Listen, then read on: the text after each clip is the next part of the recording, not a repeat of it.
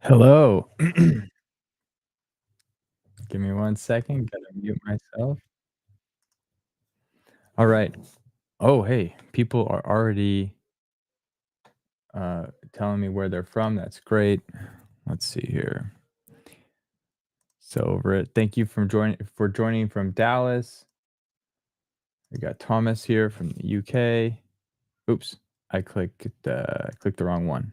Here we go. Hello from Dallas. Hello from the UK. We got Joshua again from Huntsville, Alabama. Um, I've heard this episode before. He does, in fact, tell us what the weather is. It's very important to the story. That's funny. Made me laugh. Okay, so gonna try something here. We have a bit of a long intro today because I haven't been doing something that I would like to do every episode. I'll explain it in a second, but let's start things off properly. Welcome to Dragnet from OTRGold.com. I'm your host, Austin Bach, and today we're listening to episode 6 of Dragnet titled The Red Light Bandit. If this is your first stream, we're here every Monday, Wednesday, and Friday listening to Dragnet until we've listened to all 310 episodes currently available. Moving forward, I plan to start these at 9 a.m. Pacific time. If you missed any of our previous live streams, you're not too far behind if you want to listen to everything and catch up. We've only played 5 episodes. You can go and there should be a link to a playlist in the description. It should be there right now. If not, I'll make sure it's there when this thing goes live later. Or when the replay goes live. We're live right now. And then as a reminder to those who haven't already subscribed, we're doing this giveaway of these radios. Let me turn this other one on real quick so you can see. These little radios, the Bluetooth radios, they look nice on your desk. When we hit 500 subscribers on the OTR Gold channel, please, I will pick one lucky subscriber and I'll send them this, whichever one that they want, and then we'll give away the other one when we hit 1,000. So please go subscribe if you haven't done it already, and be sure to click the notification bell so you get notified on your phone when we go live. We should be going at a consistent time now, but in case something changes or something comes up and I need to reschedule at the last minute, by clicking that bell, you'll get notified when we go live. Someone asked last time as well if they can purchase these radios. These radios, the 2 that I'm holding in my hand, I'm only going to give away. I'm not going to sell these, but I found these on Amazon, and I put an affiliate link in the description too if you want to pick one up yourself. If you just can't wait and want one right now, you can check it out. There, as I said the first time I brought these up, the treble is nice, but there's really no bass, so just buyer beware. But it's still fun to listen to. And then I found when I'm not listening to music through them, but like voice or like radio, in this case, old time radio, it sounds good. It's fun listening experience. So go check that out if you want that. Um, Today's episode originally aired on Thursday, July 14th, 1949. So this is where we're going to take a little bit of time here because my goal, I've done it on some of my previous videos, but I like to know what was happening in the world around the time that these episodes were broadcast. It just helps me kind of transport back to that time. So I haven't been doing it in any of our previous live stream. So today I'm going to give you what was happening from June 1st, 1949 to July 14th, 1949, which is when this episode aired.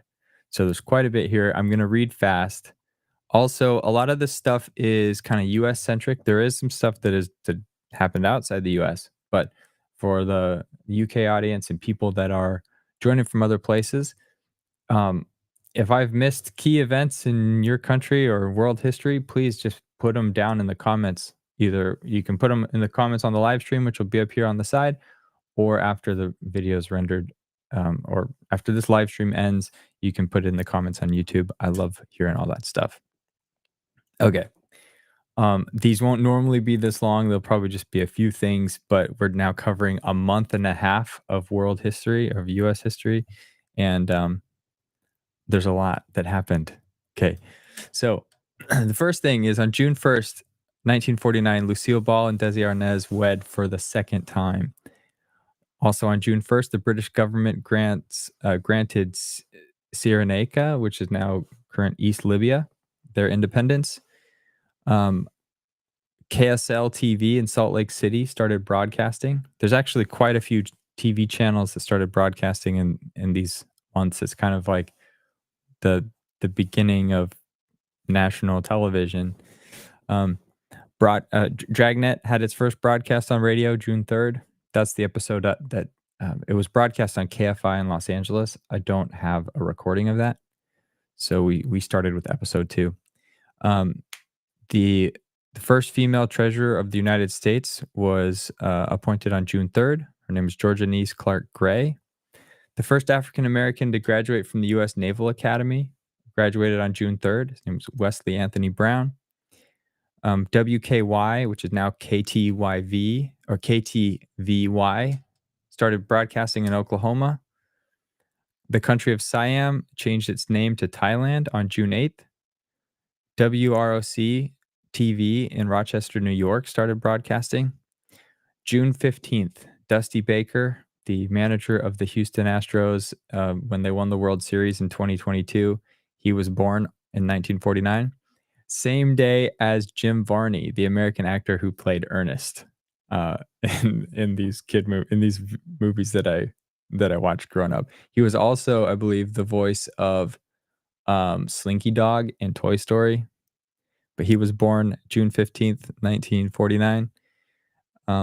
The June 20th, the Central Intelligence Agency Act passes, which basically made the CIA kind of their finances and who they're hiring and doing all that stuff. It became hidden from U.S. taxpayers.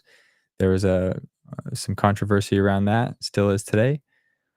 Tennis star Gussie Moran shocked Wimbledon by wearing a short dress to look good and move freely on the court. That's June 20th.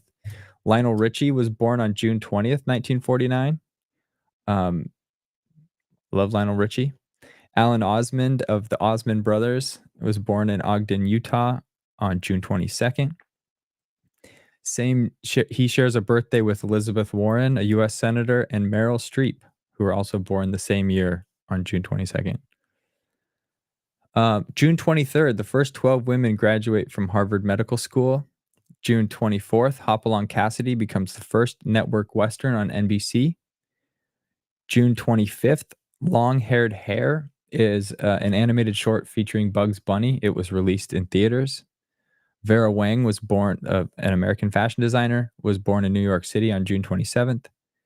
U.S. troops withdrew from Korea after World War II on June 29th, 1949. So this all happening during the first few episodes of Dragnet. Now we're into July, with the month that this particular episode aired. 2 more TV channels launch in Birmingham, Alabama. That's WBRC TV, and another one, WCCO in Minneapolis, St. Paul, began broadcasting. July 2nd, the state of Vietnam is internationally recognized, governing the southern half of Vietnam. July 6th, there's a freak heat wave off the central coast of Portugal, which brings temperatures to 158 degrees Fahrenheit for 2 minutes. That's absurd. I don't know the situation surrounding that, but 158 is like, it's going to melt the dashboard of your cars. It would seem. It probably not, but that seems really hot. July 7th, Dragnet premieres on NBC radio, because at first it was just local to Los Angeles. July 8th, South Africa prohibits mixed marriages, prohibiting marriages between white people and people of other races. It's crazy. July 8th, so that same day, Wolfgang Puck, the celebrity chef, was born in Austria. July 10th, the first practical rectangular TV tube announced in Ohio. WJAR TV in Providence, Rhode Island begins broadcasting on July 10th. And then July 12th, for baseball fans, this is when baseball owners agreed to put warning paths before each fence. So if you watch Major League Baseball, you see before the fence, they have the grass stops and there's dirt Growing up, I didn't understand what that was. I just thought that was a design thing. It makes sense. That's the warning path for the outfielders. So if they're tracking a ball and they're running full speed to catch the ball, they can feel when the grass changes to dirt and they know there's a wall coming up. Don't run full speed into the wall, not looking at it. So that was innovation in baseball in 1949. And then the last thing, July 13th, Pope Pius XII excommunicates communist Catholics. So a busy month and a half, some good, some bad, but that's what was going on in the world when this particular episode aired. So hopefully you enjoyed that. That was long. Future live streams are going to be pretty short because we're just talking about a 7-day period, between episodes that were aired. So, as we listen together, please share your thoughts in the chat, and I'll highlight the relevant comments on screen as always. And if you have feedback for today's show or have a great idea for a future live stream, leave me a comment. Now, without further ado, we'll get started. So let me share my screen here, and we will listen. Okay. Hello and welcome to Dragnet from otrgold.com. This episode will begin after a brief message from our sponsors. Ladies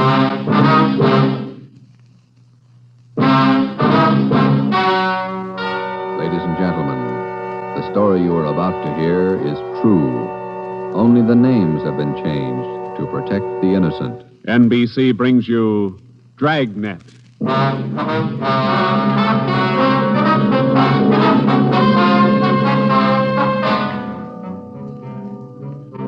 You're a detective sergeant. You're assigned to robbery detail. A ruthless fiend roams the streets of your city masquerading as a police officer. For months, helpless citizens have been robbed, beaten senseless, and kidnapped. The criminal is a twisted genius, vicious, cunning. Your job is to get him. Dragnet, the documented drama of an actual crime, investigated and solved by the men who unrelentingly stand watch on the security of your home, your family, and your life. For the next 30 minutes, in cooperation with the Los Angeles Police Department, you will travel step by step on the side of the law through an actual case from official police files, from beginning to end, from crime to punishment. Dragnet is the story of your police force in action. It was Wednesday, June 4th. It was warm in Los Angeles. We were working the night watch out of robbery detail. My partner's Ben Romero. The boss is Ed Backstrand, chief of detectives. My name's Friday. I was on my way back from communications, and it was 11:13 p.m. when I got to room 27A. Robbery detail. Oh, hi, Joe. Hi, Ben. Did you get that message to call home? Yeah, bad news. What's the matter? That doggone kid of mine, chicken pox. Oh, again? Last year it was the mumps. Year before that, the measles. Every time I get set for a vacation, he decides to catch something. Well, forget it, Ben. Think what a comfort he's going to be in your old age. Go ahead, laugh. You'll find out. Yeah. How are you, Friday? Romero? Fine. What can we do for you? You don't look like you remember me. Oh, no, wait a minute. Name's Savage, isn't it? George? It's Johnny, Sergeant. Johnny Savage. Remember now? Oh, sure. Those liquor store robberies out in the Wilshire district. About 6-7 years ago, wasn't it? 10 years, Romero. You ought to remember that. You were at the trial. We testify in court every week. 10 years is a long time. It's longer in the state pen. It's a lot longer. Yeah, you cried a little at that trial, didn't you, Savage? You said we beat that confession out of you. Yeah, that's why I figured I'd drop in for a little visit. Kind of apologize to you fellas.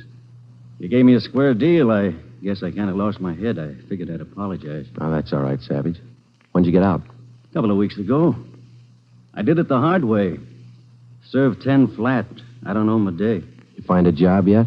Yeah, Friday. I'm working nights. What kind of a job? Laborer in a warehouse, south end of town. Good. You decided to level? 10 years in prison's a long time. You learn a lot of things. Nights are long, you think a lot. You get things straightened out. I hope you mean that. Sure, I mean it, Friday. I've got everything straightened out. I know who my friends are, and I know who to watch out for. You sound like maybe you're on the right track. I got it figured, Romero. Not like you two fellas. You caught me red-handed and you sent me up for 10 years. Well, you did all right, Savage. 5 armed robberies. You got off pretty easy. You got a break, Savage. Make the best of it. Sure, I'm not kicking. 10 years, a real break. That's right. Well, just dropped in for a little visit. Maybe I'll see you fellas sometime. All right, Savage? Keep your nose clean? Sure. No hard feelings. No. You just took 10 years of my life, that's all. There's no such thing as a man going through prison without changing. And Ben and I have seen him switch in both directions. Some men learn their lesson after they land behind bars, and when they're released, they turn into good citizens. Johnny Savage was sour. We made a mental note to check him out later on, and then we went down to the record bureau and pulled his coming out mug. That's about all that we had time for, because about an hour later, we started to get busy. Hot shot, Joe. Grab it. On the corner of Selma and Naples, the drugstore, 211 and probable attack. On the corner of Selma and Naples, 211 and... What you got, Joe? Selma and Naples, 211 and attack. Come on.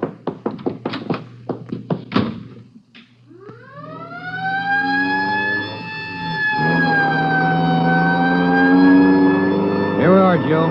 Over there on the far corner. Yeah. All right. Come on. We got the story from the victim, the store owner, Mr. Thomas.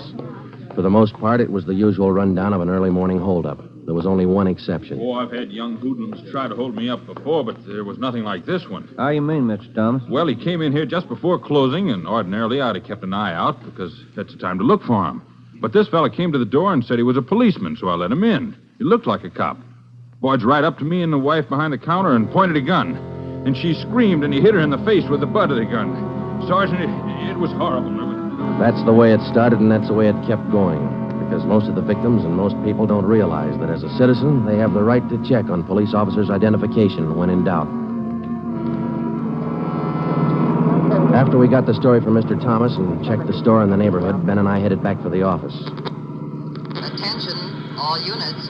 At the end of North Baxter Road near Hillcrest, victim of 211 and slugging. Cars 71 and 72 take the call. Code 3. Attention, all That's units. 4 blocks away from the last one. Let's roll on it, huh, Ben? Right, I'll hit the siren. You get the light. By the time Ben and I got up to the end of North Baxter, the men from car 71 were already there. The victim was telling his story. His face looked like it had been through a meat grinder. We're just shifting the car into second to make the hill when I hear this siren behind me, and I see this red light flashing in the side view mirror. Well, naturally, I pulled over to the curb, and I was just reaching for my driver's license when the cop runs up, yanks me out of the car, and starts clubbing me in the face with the butt of his gun. Did you get a look at him? Think you can describe him? No, I'm afraid not. He swung me around and kept me staring into that red light on his car all the time he was beating me. After a while, everything just went black. When I woke up, my wallet was gone, all my money's... 45 minutes later, Ben and I were interviewing the third victim, a young housewife out in the Wilshire district. Same trademark. I tried to tell him, Sergeant. I tried to tell him I didn't have any money, but he wouldn't listen. He kept holding me by the throat, beating me with his fist like he enjoyed it. Beating me. Yeah, all right, Mrs. Jamerson. Could you tell us how he got in the house? He came in the front door and rang the bell. I opened the door, but I left the burglar chain on. He said he was a policeman. So when he demanded I open the door all the way, I did. Then he grabbed me. And you can't describe the man for us, Miss Jameson? He was tall, and he had dark hair and big hands. That's all. It was like a nightmare. A horrible nightmare.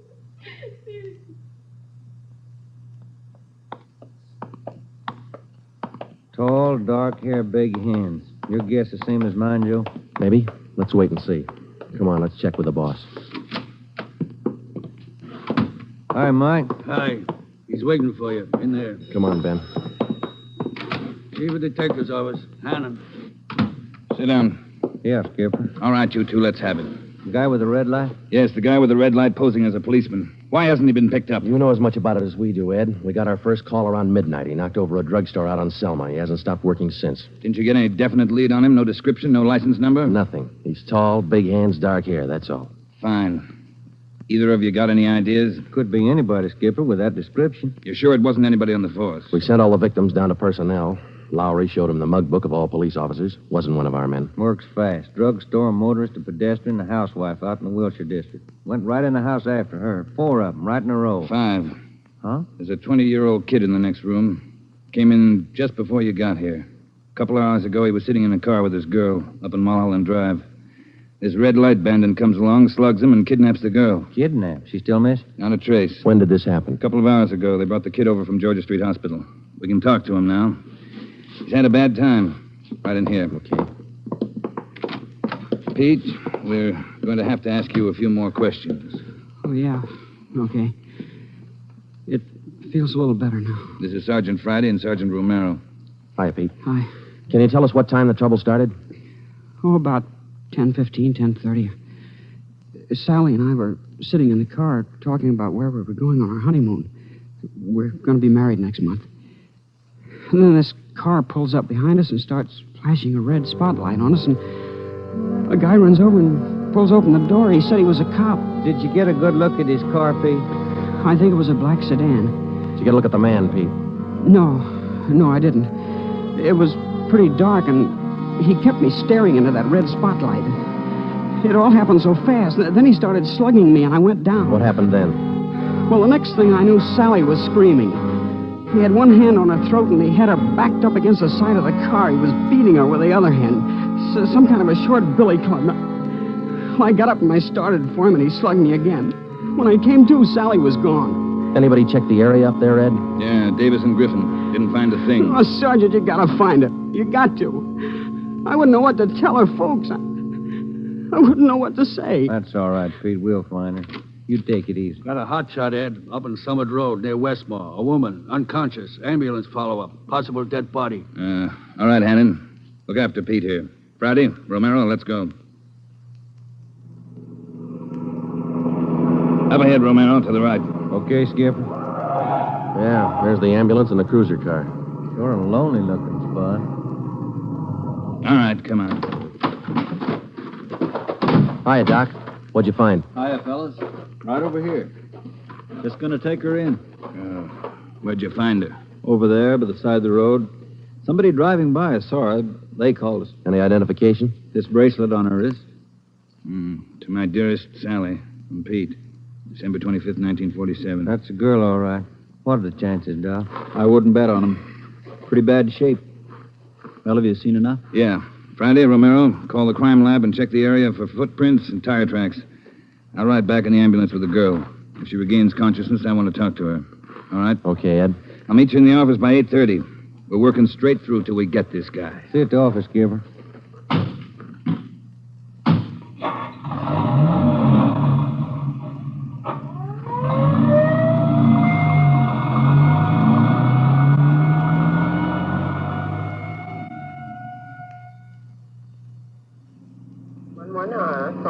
What time you got, Ben?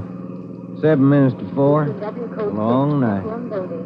Hey, that car up there ahead. Let's take a look at it, huh? Black sedan. Hey, look, he's flashing a red spot on that convertible. Come on.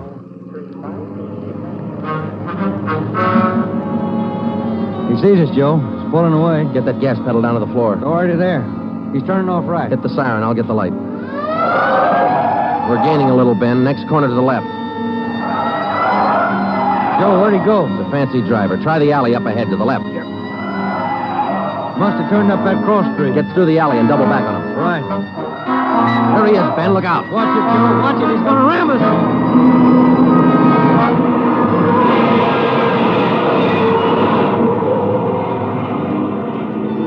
We got hit just in front of the rear bumper. Our car was forced into the curbing and it turned over. He was real lucky. He kept right on going. But this time, Ben and I were sharing the luck. All we got out of it was a couple of nasty cracks in the head and a few bruises, but it was enough to keep us in a hospital under observation for a day. By this time, Ed Backstrand was fuming. So were the newspapers.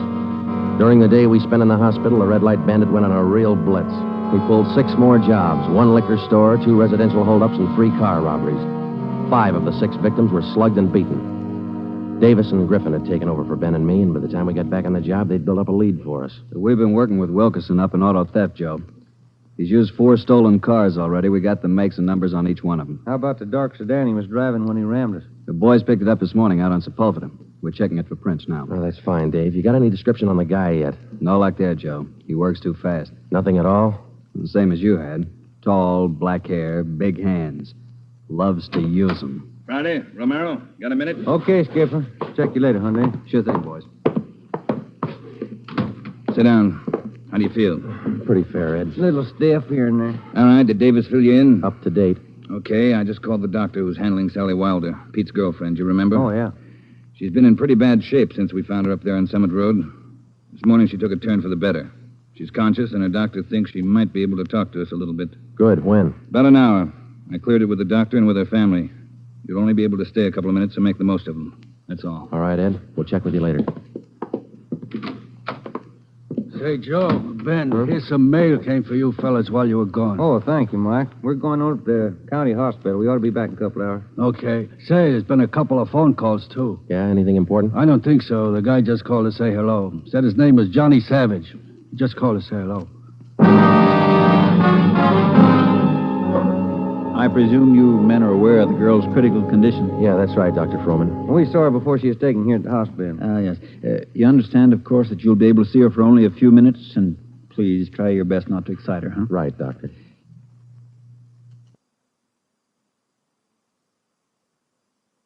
Sally isn't able to talk. Bad mouth and face injuries, so your questions will have to be answered simply yes or no and nod of the head. Okay, we got you. We only have a few questions, and we want to know if she can identify the man who beat her from these pictures we've got here. All right, Sergeant. This way, please. Thank you.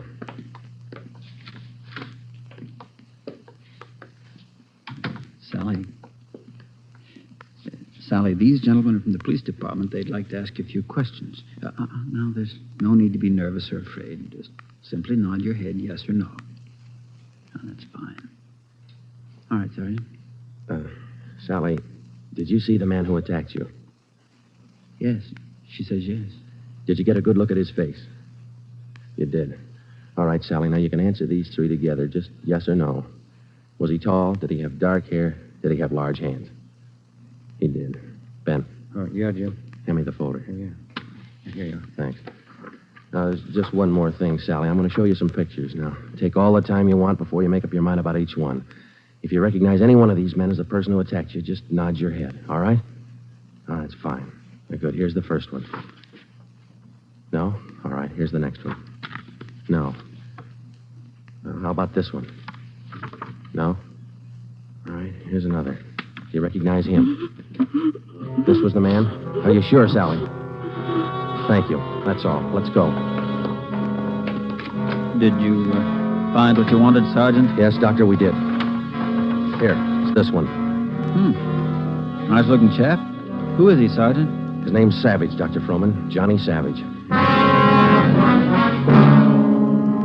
When we got back to the office, we checked in with Ed Backstrand. In 5 minutes, an all-points bulletin and a full description of the suspect was broadcast to every radio car, every motorcycle officer, to every sheriff and law enforcement agency in Los Angeles and Southern California.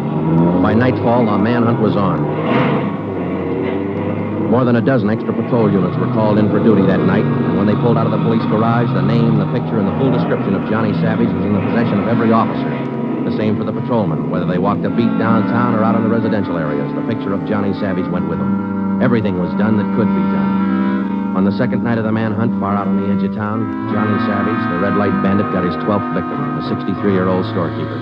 Attention, all units. 939 Markham Street, near Clark. 211 and slugging, code 3, ambulance dispatched. All units, 939 Markham Street, near Clark.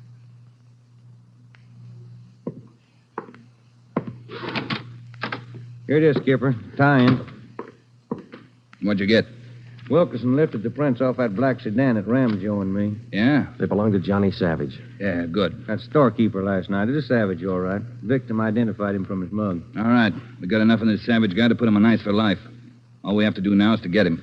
Now, look, the way we figure it, Ed, this red light bandit is using stolen cars with cold plates, so there's no way of tracking down the cars at regular commercial garages. He's got to be renting private garages someplace around town. All right, let's get the neighborhood patrolman on the job. Advertise it. All over town. It's a city ordinance, isn't it? People who rent private garages are bound by law to register the car and license number with the police. Start a campaign if you want, but find those cars. Right. Yeah, wait a minute. Hello, Backstrand. Yeah? When? I see. Yeah, thanks. What is it, Ed? It was the hospital. About the girl, Sally. Sally Wilder? What about her? She died 5 minutes ago. That night, everybody went back on the job as usual. The cruiser cars, the patrolmen, the motorcycle officers, and about a dozen decoy cars. Armed policewomen riding alone in cars or parked in lonely spots with a police officer escort. Our car, 80K, was still in the garage for repairs, so they assigned us another one. And we started to make the rounds. Everything was usual. Except one thing. We weren't tracking down just a thief anymore or a sadist who liked to beat people's faces in. We were out to get a murderer.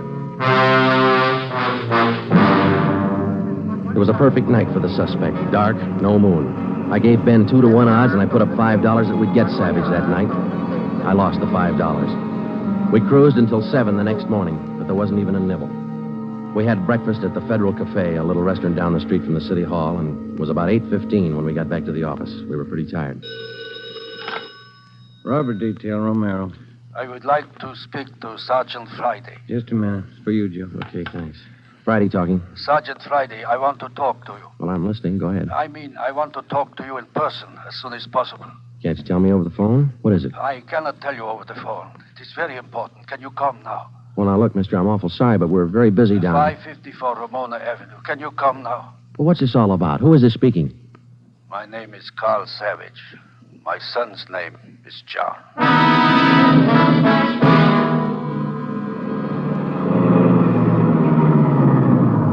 Here it is, Joe.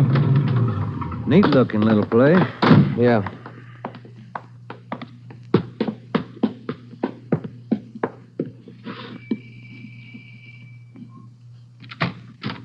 Yeah? I'm Sergeant Friday. You Mr. Savage? Yeah, come in. Okay. This is my partner, Sergeant Romero. How do you do? I will be brief, gentlemen. I am the father of John Savage. I wish for you to catch him. I will help you. I noticed the name on the mailbox outside, Mr. Savage. Changed your name lately? I changed my name 10 years ago when John first got into trouble. My own name I had to change. The shame. Always from him, my son. Shame. Mr. Savage, has your son been home since he got out of prison? Yeah, many times to ask for money. I would not give him any, so he struck me. Last night I read in the newspaper the little girl he beat up. She is dead. Then I make up my mind. Do you know where your son is now, Mr. Savage? Not now, no. But our garage has a car in there. It is not his, I know. Also in the garage, I find many license plates. I find spotlights with red glass lens. But you don't have any idea where we could find him. No, but he will come back. He always comes back for money. We're going to station an officer here in the house, Mr. Savage. Anything you want, if it will catch him. He's bad, Sergeant. Like something poison. All through, he's bad. See a sewing basket over there, Mr. Savage. The wife live here with you? 10 days ago, before this starts, I bury Gertrude, my wife, his mother. Sergeant, for 10 years she is sick, but for 10 years she stays alive to see him from prison. 10 days ago, she died. He did not even come to the funeral. Does your son have any idea that you might call us? No, I don't think so. But when you catch him, give me a gun. With my own 2 hands, I will kill him. Johnny Savage. Before we left, we called Ed Backstrand and we brought him up to date. He sent 3 detectives out to relieve us, Davis, Griffin, and Marsh. We told them to keep an eye on the house and the stolen car in the garage.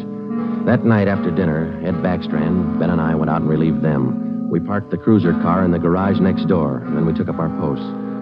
Carl Savage had a light supper, and then he went to bed about 9. The 3 of us sat at the front windows in the darkened house, and we waited. Ben kept his eye on the garage. Outside, across the city, the manhunt continued as usual. 3 hours went by. The waiting got monotonous. Friday, Romero, look alive, will you? Oh, yes, Skipper. I'm sorry. That clock's enough to put anybody to sleep. What time you got? 12:23 a.m. Thanks. The clock kept ticking. We were tired. We took turns keeping each other awake. At 10 minutes past 2, I looked at my watch, and then I settled back and tried to find some kind of a comfortable position. They started so faintly, it was just like the ticking of the clock. Same rhythm.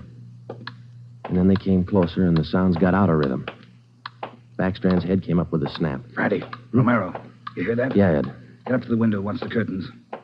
You see anything? Yeah. Yeah, somebody's coming. Savage? Can't tell. Wait a minute, he's slowing down. He's going up the driveway to the garage. He's going inside. That's him. Come on. Watch it, he spotted us. He went over that fence into the yard. There he is, Friday. You hit him, Joe. Maybe. He's going for the street. He's headed for that car, Ed, that sedan up on the corner there. Yeah, Romero, go back and get the car. Right, Skipper.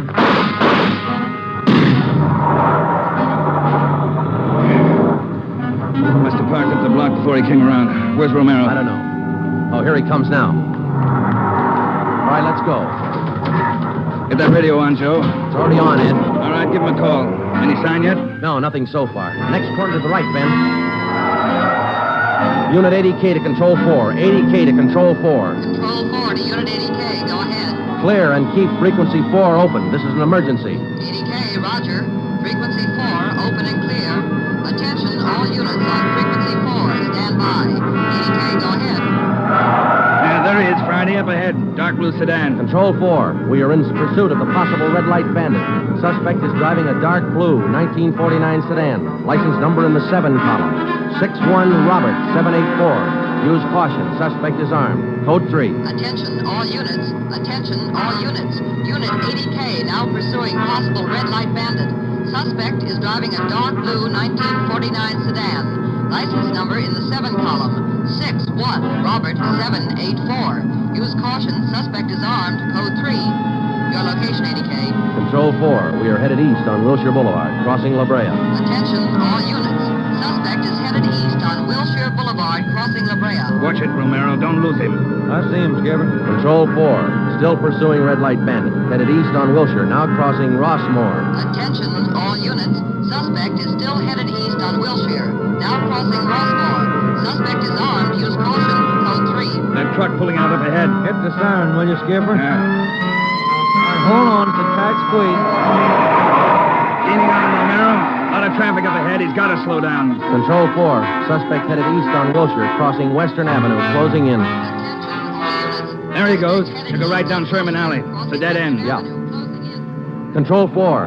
Suspect turns south into Sherman Alley, closing in on suspect. Attention, all units. Suspect has turned south into Sherman Alley. Suspect is trapped. Converge on Sherman Alley. There he is, Skipper. Pulling up ahead. He's jumping out. All right, take the mic, will you, Ed? Here. Come on, Ben. I'll direct the other cars in. If you need help, holler. Right, Skipper. All right, which way to go, Ben? Down between those buildings. Come on. He's starting up the back fire escape. All right, keep him busy. All right, Savage, come on down. He wants to go the rough way. One more chance, Savage. Come on down. No use, Joe. He's heading up for the roof. Come on. He climbs like a monkey. Come on, let's get him. Yeah, all right. Come on. All right, here, I'll give you a hand. Here's the roof. All right, where'd he go? I don't know. Let's spread out. All right, Savage, you're through. Throw your gun out and come out with your hands up. Watch it, Joe. He's running for the edge. He's going to jump. I'll get him. All right, up, guy back here. You lousy copper, you dirty, lousy cop. I'll kill you out. You're through, Savage. You're through.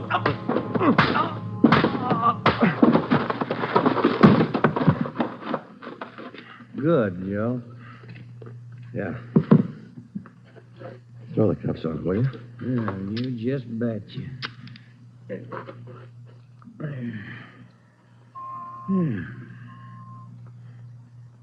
You want to smoke?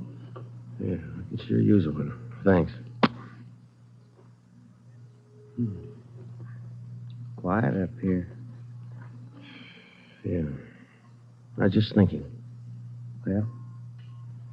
Carl Savage, this guy's father. Mm-hmm. What about him? Nothing.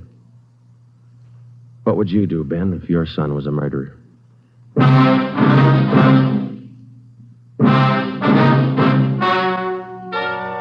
The story you have just heard is true. Only the names were changed. to protect the innocent. John Savage was tried and convicted of murder in the first degree. He was executed in the lethal gas chamber at the state penitentiary.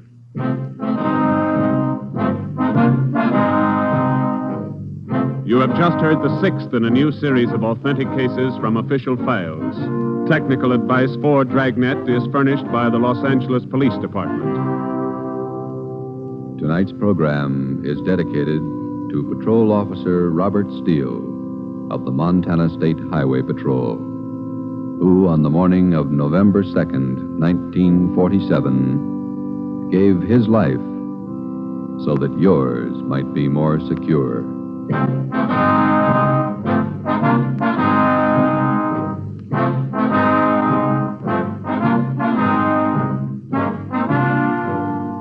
Dragnet came to you from Los Angeles.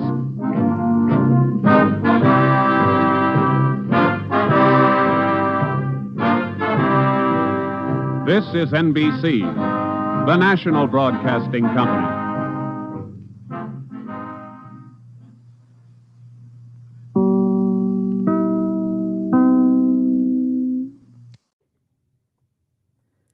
All right. What did everyone think of that episode?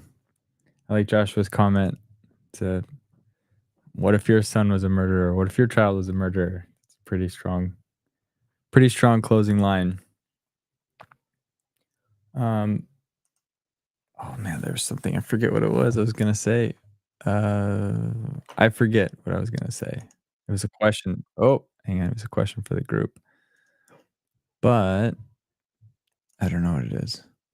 So coming up on Friday, today's Wednesday, right? Friday, we have episode 7, the attempted City Hall bombing. We will listen to it at 9 a.m. Pacific time. Chris says, love the bells outtake. I'm trying to think, was there an outtake at the end? Talking about the NBC chime? Thomas says he found the chase confusing. Yeah, when I was first listening to it, I was scribbling down all of the street names. It said passing Wilshire Boulevard and La Brea. I looked it up. It's near the current LA Museum of Art. And then they pass over Rossmore, which is further down Wilshire. And then they pass something else. He mentioned the 3rd Street. I didn't write it down. I didn't scribble it down when I heard it. But there's some 3rd Street, and then they corner him in Sherman Alley. I searched Sherman Alley. I didn't see it. There's nothing in like modern LA. But they also mentioned a few other places that I looked up to see if they still exist, and they didn't. One was like the Federal Cafe. That's where they took a little break. But yeah, I find that interesting. I'm glad I'm not the only one. Looks like Alex does as well. Whenever they say something, since I know these are based on true stories, I go and I look, and I want to like just immerse myself in where these things are taking place. But